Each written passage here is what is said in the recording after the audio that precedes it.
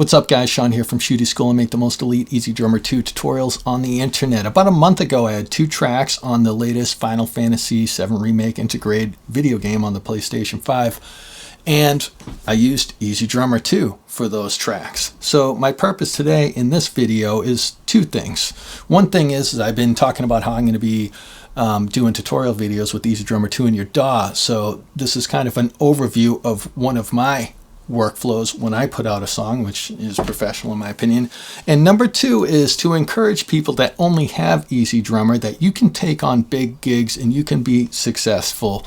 I mean, if you got the cash to upgrade to 𝗖𝗎𝗓𝗪 3, do that. And I mean, the cash and the time to learn more software, do that. It's fantastic. I love 𝗖𝗎𝗓𝗪 3. But you know, to the teenager that doesn't have the cash, or to the father or the working mother that only has a few hours a week to do their passion projects, they can't be putting their money here.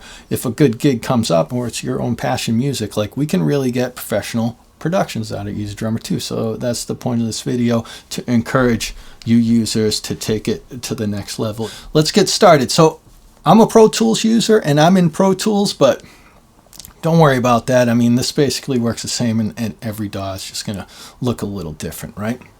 So here I'm using, the working title was Sweating Beer. It's battle music is what they'll call it.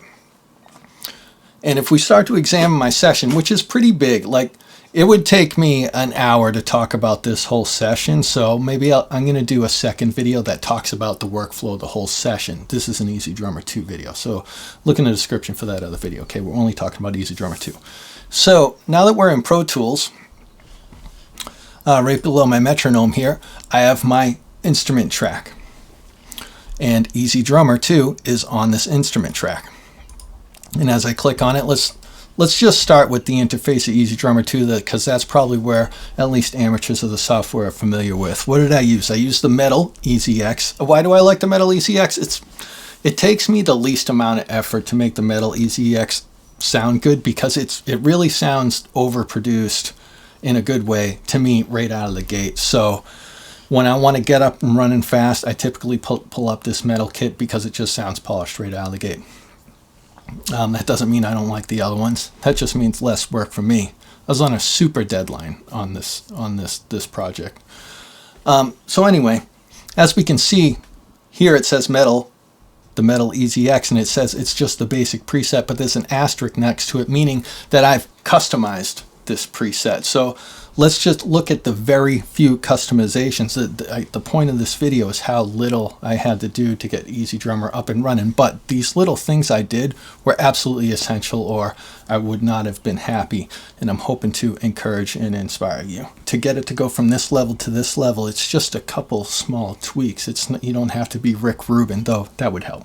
Every kit piece here, which I didn't use them all in this song, all these are the stock Metal basic kit pieces, except for the hi-hat. So if you, for some reason, you want to recreate this, by all means. But so I'm actually using the 14-inch Zildjian Z Custom Master Sound hi-hat from the Metal Machine EasyX, and I've turned up the volume a good, almost 10% there. And what else did I customize? And if you look here, and everything else is default to the Metal Basic Kit. If you look here on the toms, you'll see the volume knob here. This volume knob's been turned down just a hair. This one's been turned up a bit. This one's been turned up a hair. This one's turned up barely anything at all, and the last one hasn't been turned up at all. Why would I adjust volumes in the instrument properties panels of the individual toms? The reason is, if you didn't already know, if you didn't already watch my other video covering this, is that all these toms, there's 5 toms, right? All these toms, when they make it to the mixer tab in 𝗖𝗎𝗓𝗪 2, they all get combined. They're all considered a single stereo source. They're not 5 individual toms anymore. So on the mixer tab, if I want to turn my toms up, they all go up at the same time, or they all go down at the same time. That's it. And I can pan them and make them a little more mono stereo. That's a different conversation, but I can only turn them all up and down at the same time. So what happens when I do a rock star Neil Peart drum roll from left to right down the kit and one of the toms popping out too much? I don't want to turn down all 5 drums because one tom is misbehaving, right? That's why these volume knobs, individual volume knobs on these instrument property panels are so freaking valuable. And just consider that with everything else on the kit. Look at how many cymbals are on this kit. It's hilarious. It's a very egotistical kit, but in a good way. But we have, I'm not even going to count it, there's 10 to 12 cymbals here. You do not have 10 to 12 faders for every single cymbal. You just have the overheads and the ambient mic and the compressor mic and all these other channels that they bleed through, but you don't have individual control. It's another example on where individual volume knobs on the property panel of a specific instrument comes in extremely handy, okay? So use those. I did. And probably for the exact reason. I was rolling down the toms. My velocities were close enough to where they weren't really bumping the volumes up and down, and one just ringing out too much. And I was like, man, I got to go after that. And that's how I mixed the toms. So what else do I have? What I should have done, which I didn't do, is I should have saved this custom kit. So, you know, I'll just go down to kits menu and I'll put save as, and I'll just put sweat beer kit. Whoops, my caps is on. And I'll tell you what, I'll put this preset on my website, shootieschool.com. Just look for this video on my website, and if you're interested in just loading this kit up for yourself, you're more than welcome to have it. If you load it up and you do not own the metal kit, it will just load a bunch of blank drums, so it's not really going to help you if you don't have the metal kit. And if you don't have the metal machine kit, you know, the hi-hat will be blank, and you just load up another hi-hat. So I'll hop over on the mixer tab. Let's see what we got here. First thing I noticed, let's just look at the top at the panning. When I'm just assuming how I thought. I did this project last year. It didn't get released until a month ago, but I'm assuming a year ago I was hearing that hi-hat and it was just panned out way too far, so I just brought the panning in just a little bit, you know, what, 20%. Same thing with the overheads. You know, if a cymbal is naturally panned out almost all the way right, to me, in some cases, is distracting. It might distract the listener. I'm trying to not go mono with the overheads, but I'm just trying to bring them in more. So if someone's wearing headphones, they're not like, where'd that China come from? Like, I don't want to do that to the listener. All right, so the faders, if you just load up the metal basic preset, these faders are close to the same. All these faders that are above unity gain, which is this little 0 right here, that's called unity gain. All the faders that are above unity gain just a little bit, that was just me pushing stuff up just a little bit. And what did I cranked up the compressing channel, definitely, because I'm trying to get the smack out of the kit. I'm trying to make the metal kit the transients.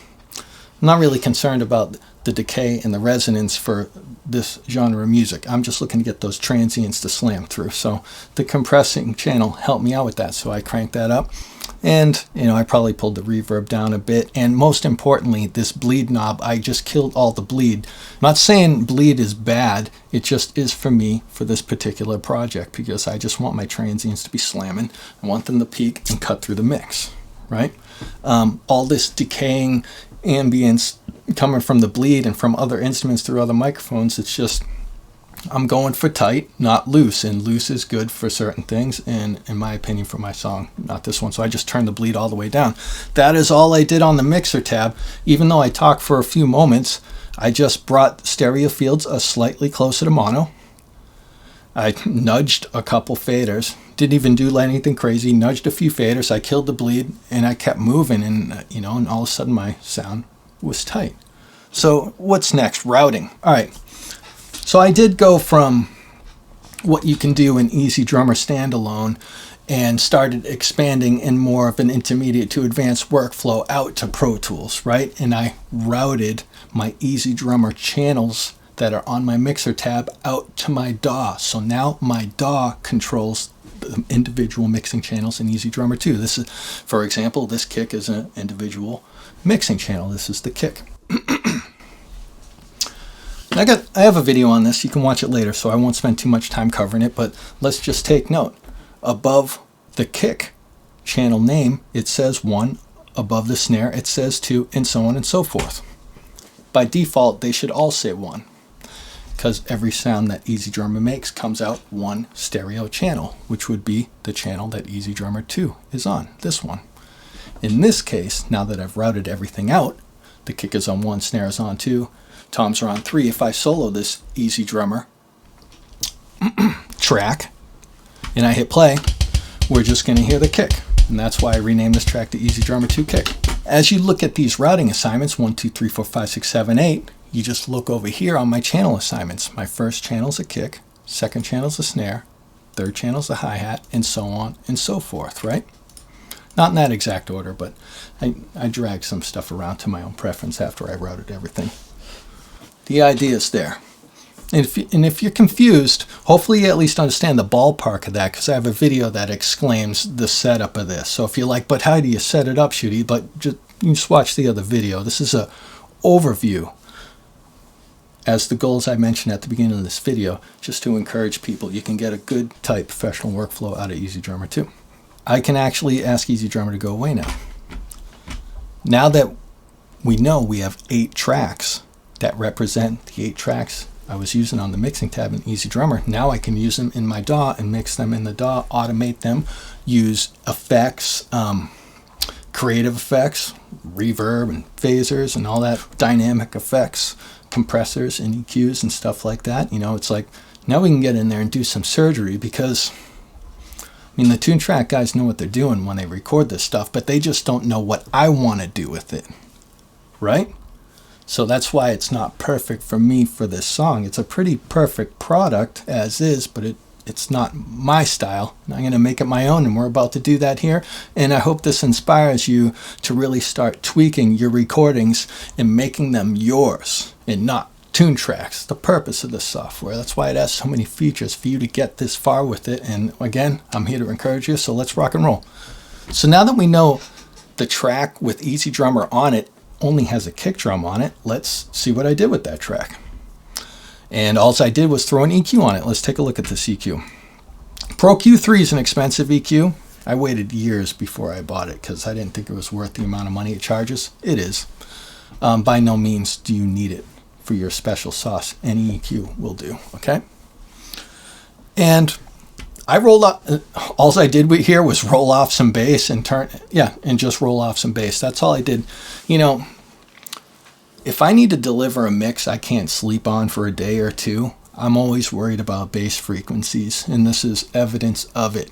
I would rather send a mix out that lacks some bass than is too bassy, because people will notice the latter before the prior, from my experience. And so here's me ducking the bass out, and it's just that simple. It's that simple. Let's take a look at what I did at the snare. For some reason I didn't use the Pro Q3. That's probably me just chaotically ripping my hair out trying to work as fast as I can. I don't know why I didn't. This is the Waves Q10. It does not have an interactive real-time analyzer, which is why I'm curious why I even used it. But anyway, let's listen to the snare.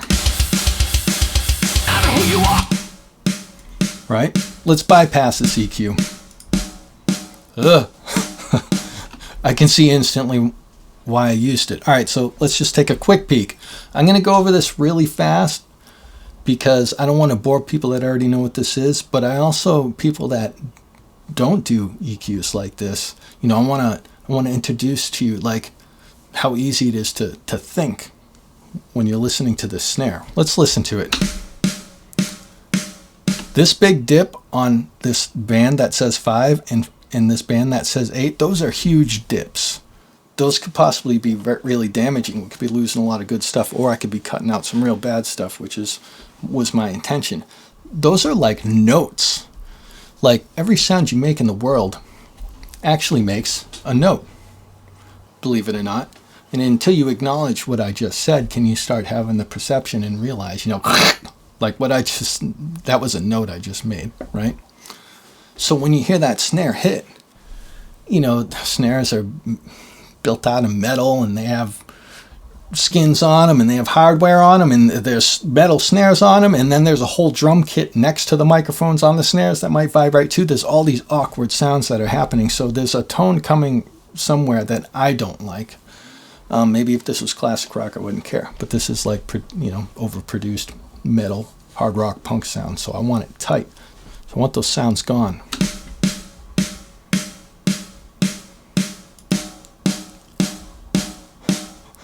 I hope you're wearing headphones so you can hear the difference. Anyway, I'm going to leave my EQ on, but I'm just going to turn off this band 5 and see what happens. Ooh, ooh, ooh, ooh, ooh. I probably look hilarious making that noise, but I'm trying to, dude, that's a note there. Ooh, ooh, ooh. The snare's making that noise. I don't like it. So I grabbed this band 5 frequency, which is about 300 hertz, and I pulled it down. 300 hertz is a particular note. I don't know what note it is, honestly. I'd have to look it up and grab my calculator. But ooh, ooh, whatever that note is, it was not a note I liked coming from the snare drum, so I dipped it there. And let's hear what frequency 8 was doing.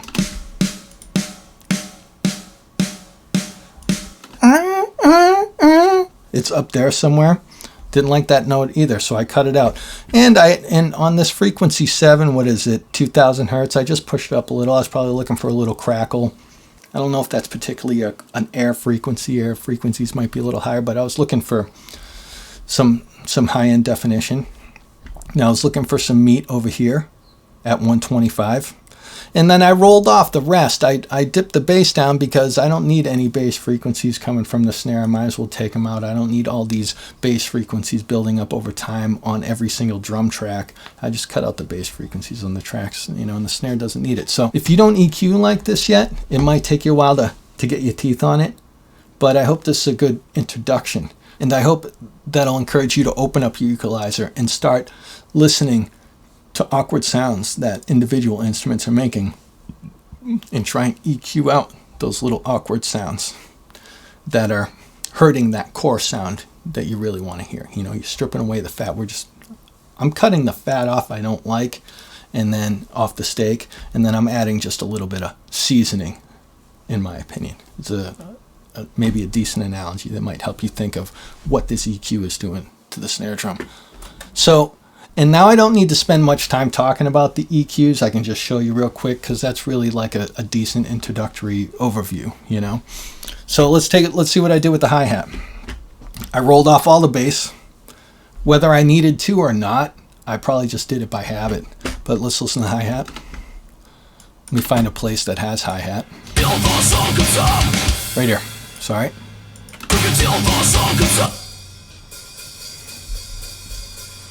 Let me remove the EQ.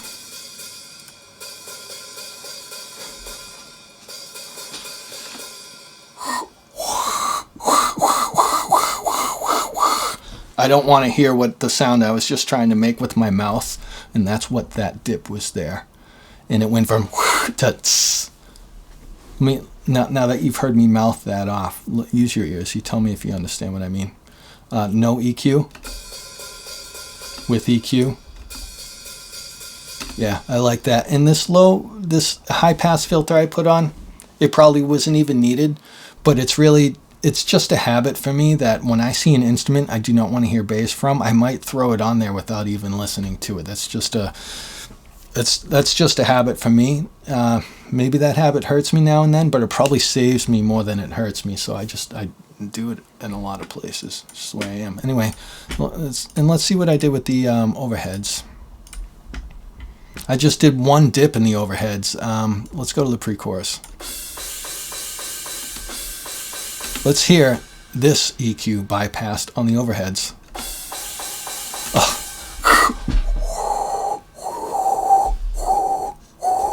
That's the sound I hear that I don't like, and I EQ'd it out. Oh yeah, totally clean. I mean, it sounds scooped with this EQ on it, but it's better than hearing that inhaled whistle I was trying to present to you, you know? And look at that, it's just one simple dip.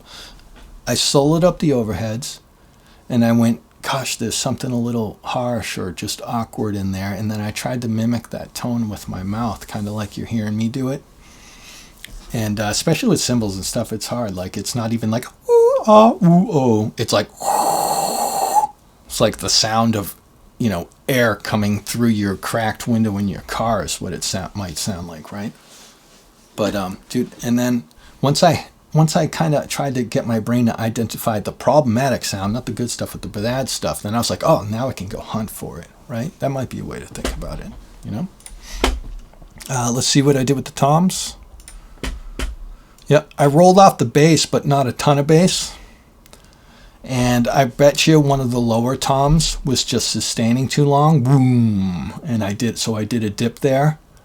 And if you've ever thought this much about the sounds that toms make, you know that you hit the tom and the stick slapping the head makes like a crack or a slap, you know, something up there, something like that. I can't make that sound with my mouth, but it's up there. And then, you know, the tom is, you know, a round piece of wood usually with hardware on it, and it resonates a note, boom, you know. So here's where I was trying to get the attack not to be as aggressive, because maybe the attack was way too loud compared to the note that the tom plays when it decays. And since this is an EQ that's on all 5 toms at the same time, I bet you one of those toms was sounding bad. So this EQ in 5 toms, 5 different notes. Remember, every sound you hear makes a different note. I bet you one of those toms was sounding bad, so I just went over here in the low mids, I guess you could call it, and I just ducked down one of them. Where are their toms? Yep, right there.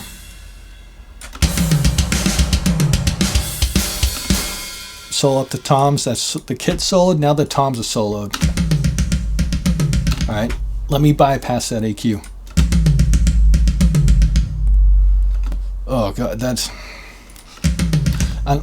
you know, if you're listening on a tablet or an iPhone, you know, or just a really cheap consumer playback device, you probably might not be hearing about anything that I've been talking about up to this point, you know. So, but on the flip side, you should be able to identify exactly what I'm talking about. It's like, whoa, there's something down there, right? That's it, tightened up. Here it is bypassed. Here's the problem sound. Yeah, it sounds like garbage. That's the thing is, when you use an EZdrummer Superior, anything ever, when you're using anything ever, and you're in post-production with your music, if you don't have speaker monitors that are capable of replicating those low frequencies good so you can hear them, you really don't know how much bass you're working with. I have an inexpensive subwoofer. It probably cost me like $250, and it's only generically dialed in. I'm not in a studio. I'm in my home studio. But that thing is essential to know how much bass is coming out of these toms. That is one thing about EZdrummer lower toms on most of the EZXs. This isn't a blanket statement. They're all too bassy, and sometimes the kick drum is too. And until you're monitoring those sounds on monitors, speaker monitors that can replicate those frequencies, you may never know they're there until you finish your song, you send it out, your buddy listens to it in his car that has a subwoofer and goes, dude, this is way too bassy. Or film, if you're doing a project for film, I mean, 5.1 surround sound speakers, you know, there's a speaker dedicated to only bass. You're going to know and learn a heavy lesson right there. So that's why I use a lot of high pass filters, because I'm more worried about my mix leaving way too bassy, because it's just going to sound awful. It's going to sound fine on someone's iPhone, because iPhones can't even create those frequencies onwards. And then the comp channel, which is where most of the kit's running through. Let's see what's here. Comp channel. Here we go. Yep, I have a high pass filter, but it's still got quite a bit of bass. It starts at almost 120 hertz is where it starts coming in. So there's still a lot of bass here, and I cut something out. You know what? I'll just solo it up real quick, and we'll see. Let me bypass that.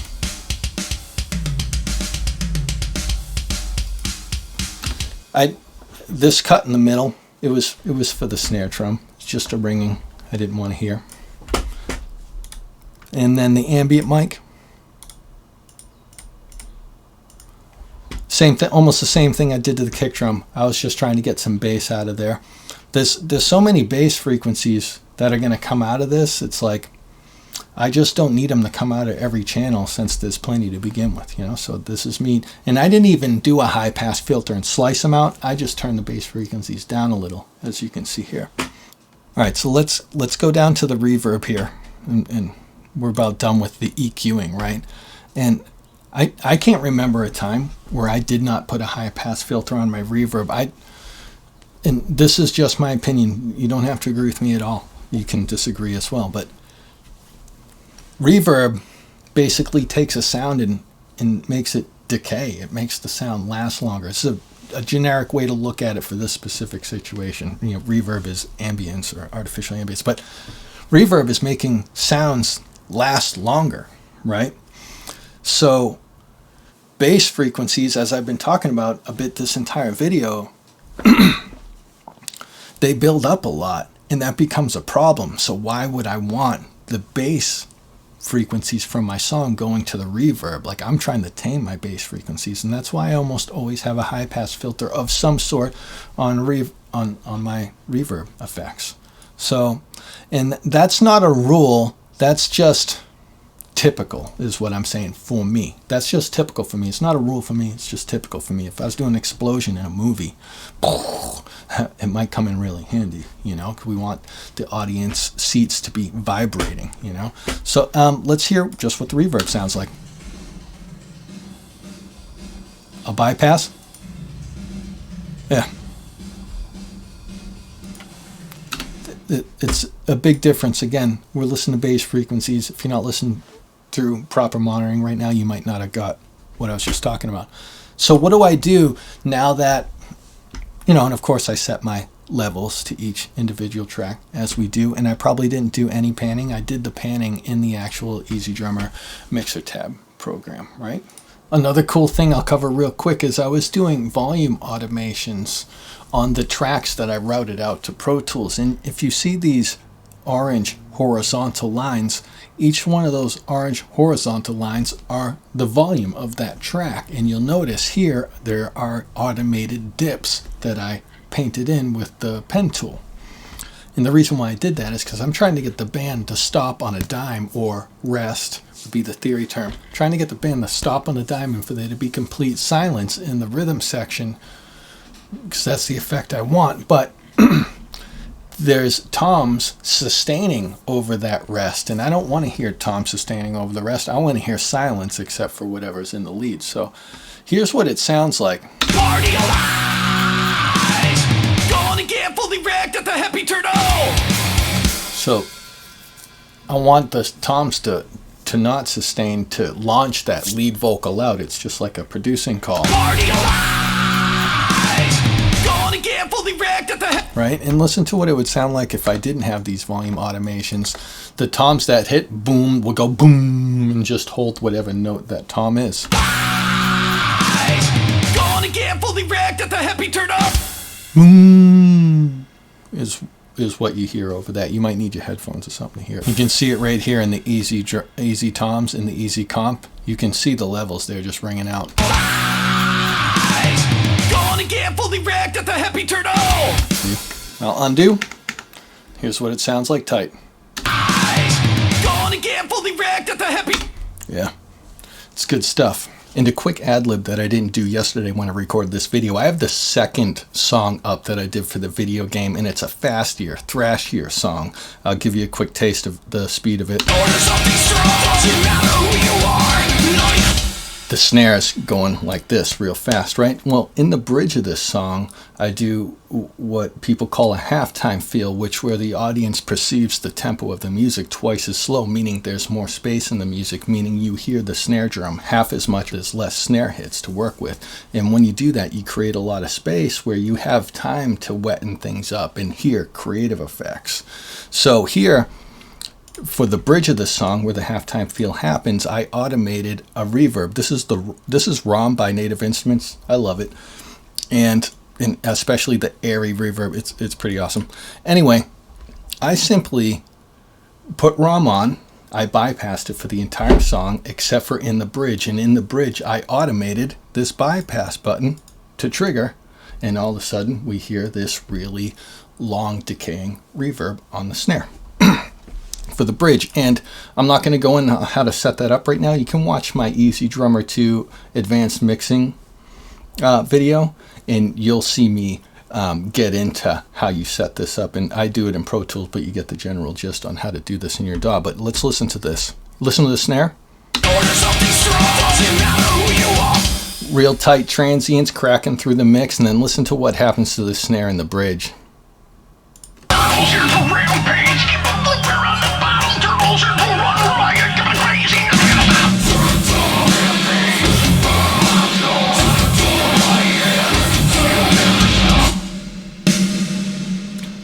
That's a thick tail. That's thick verb. And you can see I even automated just the volume of the snare going into that reverb here just to accentuate it even more and more and more. So bring 𝗖𝗓𝗪𝗔 2 into your DAW and you can automate creative effects on whatever channel you want, in this case the snare, and have a ball. I mean, that's what we're here for. We want to take it to the next step. So this stuff is ready to go. What do I do with these 8 channels that I routed out from the 𝗖𝗓𝗪𝗔 2 mixer tab into my DAW? What do I do with these 8 channels that I just covered? Well, they could go to the master fader and we could be done, but no. I want to put a universal effect or process all 8 of these at the same time. So now I want to group all of them back together. So now we have 8 tracks. We just treated each track individually. Now I want to merge them all together so I can now treat them all as one. I can turn them all up at the same time, all down at the same time. I can EQ them all at the same time, compress them, and so on and so forth. Creative effects, dynamic effects, whatever I want, right? So let's scroll past these 8 tracks and look, there's a drum bus. It's called drum bus 1 here. I got it highlighted.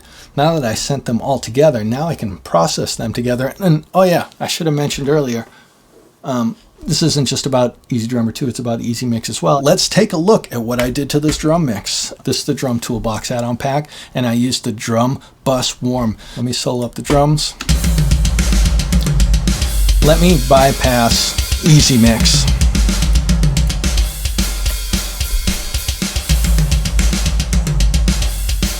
Let me engage it. Yeah.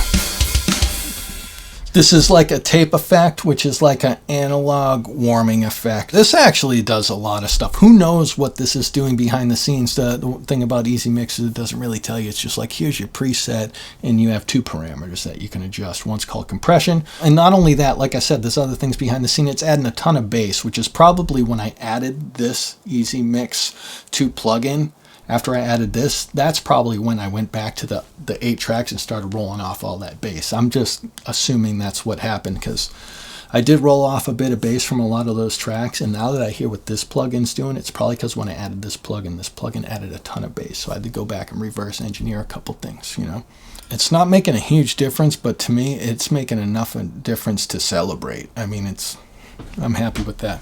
So are we done? We're almost done when it comes to getting our sounds, because now where does our signal go now from the drum bus? It goes, in my case for this song, and probably in a lot of other people's cases, now it goes to the master fader. I did some processing on the master fader and I mastered it myself. I didn't have the cash, didn't have the time. I was just trying to get it done. So our drum sound is still being tweaked because all the vocals, all the guitar, all the bass, all that, plus the drums is all going through the master fader, and I'm treating the master fader. Usually I have it down here. I don't right now. Here it is. Oh look, I got 𝗖𝗓𝗪𝗔. I got Easy Mix on the master fader again. Let's see what I did. I used vocal focused wide and wet from the mastering preset pack, and it's fantastic. Let's see what it does. Now here's the thing is, it's not let's hear what it does with the drums. It's now we got to listen to what it does to the whole mix, because if I only put the drums through it and listen to it, it's only going to affect the drums. But when I put the whole mix up, now all these 30 plus channels, they're going to start competing for frequencies. Everything's going to sound different. So let's hear the whole mix now. Do I have anything soloed up? Yes, I do. Where's that master fader? Come on. Right here. I'm going to bypass Easy Mix on the master fader. It's important to acknowledge that. It's bitchy going to sound super quiet.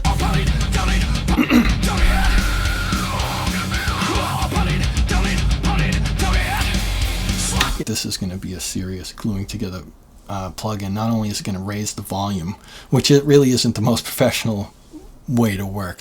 I should not be raising the volume that much with this plugin, but I did. but it's really going to glue stuff together. Let's hear it back and forth.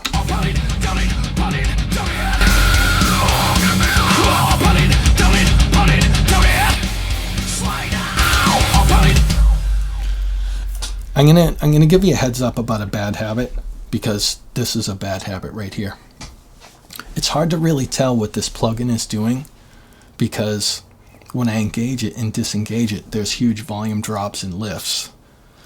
The idea is not for this plugin to make my mix louder. It's the idea is for this to make my mix sound better. So I should have done volume matching before I used this plugin, but I was going fast. So I'm not going to do it now. I don't want to mess with this session, but maybe I should have brought like the input of this plugin down. So when I bypassed it and unbypassed it, it would be the same volume, whether it was active or not. And then I could tell tonally how it's helping the mix. Then I would hear that glue, and then I would hear the lift and the vocal focus, as it says down here, whatever those magical things are behind the scenes, you know. That's how I should have done it. I didn't in this case, so shame on me. But at the same time, you know what? There's no rules, dude. If it sounds good, you run, and you run fast, especially if it's due, right? So anyway, the drums are getting affected again here, but along with the rest of the mix. That's how I got my 𝗖𝗢𝗡𝗧 sound. And lastly, before I go, hopefully this only takes a few minutes, but here's my MIDI track. I did not use the 𝗖𝗢𝗡𝗧 MIDI files or anything like that. And if I did, I could have come close to a final product of the final product I got when I released the song. I could have come close if I used it. So I'm not knocking that. It's just that, man, I've been doing this for 20 some odd years, so I don't mind writing all my beats from scratch. That's just what I like to do, and I like to humanize it myself. 𝗖𝗢𝗡𝗧's their definition of humanizing is just using different sample pools to hear like slightly different velocities, and so you don't hear machine gun effect. But when I say humanizing, I mean, not only do I mean velocities, which is similar to the aforementioned, but I mean the timing too, because when I program the drums, I program them on a grid, and then I write my music and I produce my music. But when I start getting close to finishing, then I humanize those. So I actually humanize the timings of the drums, milliseconds left of the beat, milliseconds right of the beat. So, and in case this is all new to you because you're just a standalone guy trying to get into a DAW, and again, that's one of my primary reasons for this video. You know, this is what MIDI dots look like, dude. And I'm literally hand painting in these dots onto this piano because in 𝗖𝗢𝗡𝗧, each one of these drums produces a particular note. For example, Rack Tom 3 produces an A1. So let's see if I remember the key command. Gosh, it's been a while. Yep, I got it. So if I hit A1 on the keyboard, it will produce a tom sound. So now I hop over here. Let me just go over here for a minute. And this is literally how I would program drums. And hopefully when you get skilled enough, you'll be able to do it this quick and intuitively as well. And there's videos on my channel that will explain this more in detail, or just help get you as a non-drummer thinking like a drummer, because I'm a non-drummer as well. I'm an amateur drummer. I've been amateurly drumming my whole life, but I'm not a career drummer. But to think like a drummer when you're a non-drummer, you know, people need help with that. But, you know, here's a kick drum on the 1. So 1 and 2. So there's a snare on the 2. There's a kick on the 3, snare on the 4. And then let's find like a hi-hat. They're usually down here somewhere. 2, 3, 4. And then here's your basic backbeat right here. Right? I didn't loop it correctly. So here's me writing my entire song just like that. But as you gain experience, you do it as fast as I just did. And then, of course, this is a basic backbeat that's gridlocked and sounds stale and static because a human drummer didn't do it, which is why the tune track libraries are fantastic. But when I don't want to use the libraries and I want complete control, as you can see here, but you know, I'll go to the quantize feature. Instead of quantizing it to the grid, I'll randomly quantize it away from the grid. you know? And then on top of that, as we can see, these notes are all hit with the same force every time. You know, and humans can't calculate that. It's impossible. It's like trying to define pi. Humans just can't replicate that type of consistency, yet software can. That's why software doesn't sound like humans. So we need to randomize the velocity too. So we'll go down to velocity. Now randomize that as well. So it gets pretty tedious, but if your goals are particular, or when your ears start getting good enough to hear these type of particular things, then you start chasing it because you go, oh, this is where it pays off. Gotcha. In addition to putting the user kit on my website, I also put the library preset there as well. I'll probably name them something else when I upload them. I also put my library preset up there. So if you loaded up my user kit, or more importantly, my library preset, it's still not going to sound the same. But if you go into your DAW and you do EQs similar to that I showed you in this video, you know, that's how you could replicate the sound if for some reason you listen to my final product song and you were like, oh, I do like this sound. You know, you could just throw Easy Mix on the buses and add those EQs, and bam, you're there. Anyway, if you're curious to hear what these songs sound like, you can go to my personal YouTube channel, ShootieHG, and I hope that inspires you to take EZdrummer like back out of the box again. Or if that first real big gig comes up to where you're putting out that song, you know, a lot of people are going to hear it and you go, oh, I only have EZdrummer too, darn it. That's not how I think. I go, yeah, I got EZdrummer, dude. Let's rock. I hope you got something out of it. This is Sean from Shootie School. Tried to do this video as quick as I could, but I wanted to cover all the bases. So anyway, rock on.